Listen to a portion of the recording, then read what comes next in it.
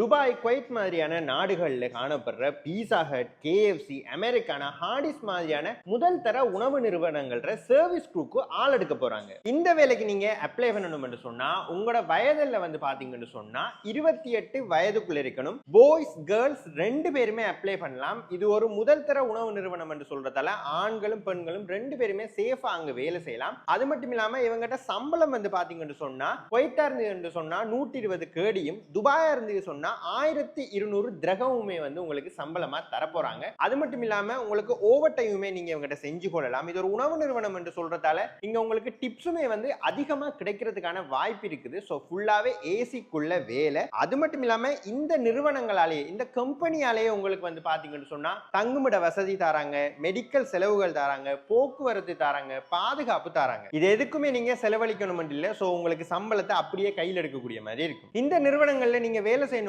உங்களுக்கு எந்த விதமான கல்வி தகவமையும் இருக்கணும் என்ற அவசியம் இல்லை. அதாவது நீங்க ஓஎல் படிச்சிருக்கணும், ஏஎல் படிச்சிருக்கணும் என்ற எந்த அவசியமும் இல்லை. பேசிக்கான அளவு ஆங்கிலம் கதைக்க தெரிஞ்சா மட்டும் காணும். அதோட உங்களோட வயசு 28க்குள்ள இருக்கணும். இன்னொரு முக்கியமான விஷயம் என்னன்னு சொன்னா உங்களோட உடம்புல விசிபிளா எந்த விதமான டட்டூவுமே இருக்கக்கூடாது. எதிர்வரும் நவம்பர் 22ஆம் தேதி சனிக்கிழமை கொழும்புல வெளிநாட்டில இருந்து ஆட்கள் வந்து நேரடியா உங்களை இன்டர்வியூ பண்ண போறாங்க. சோ இப்பவே ஸ்கிரீன்ல தெரியுற வாட்ஸ்அப் நம்பருக்கு உங்களோட சிவியையும் உங்களோட தகவல்களையுமே அனுப்பி வைங்க. இன்டர்வியூல செலக்ட் ஆகிற ஆட்கள் மட்டும் ஒரு 25,000 ரூபாய் காசு ப்ரொசஸிங் ஃபீஸா கட்ட வேண்டி வரும். மிச்ச காசு வந்து பாத்தீங்கன்னு சொன்னா உங்களோட கையில உங்களோட வேலைக்கான ஒர்க்கிங் விசா கிடைச்சதுக்கு பிறகு நீங்க மிச்ச காசை கட்டினா காணும். ஸோ விசா வராம நீங்க எந்த காசுமே கட்ட தேவையில்லை. கேஎஃப்சி, பீஸா ஹட், அமெரிக்கானா, ஹார்டிஸ் இதெல்லாமே முன்னணி நிறுவனங்கள். நீங்க பீஸா ஹட், கேஎஃப்சி எல்லாம் இலங்கையிலேயே பார்த்துருப்பீங்க.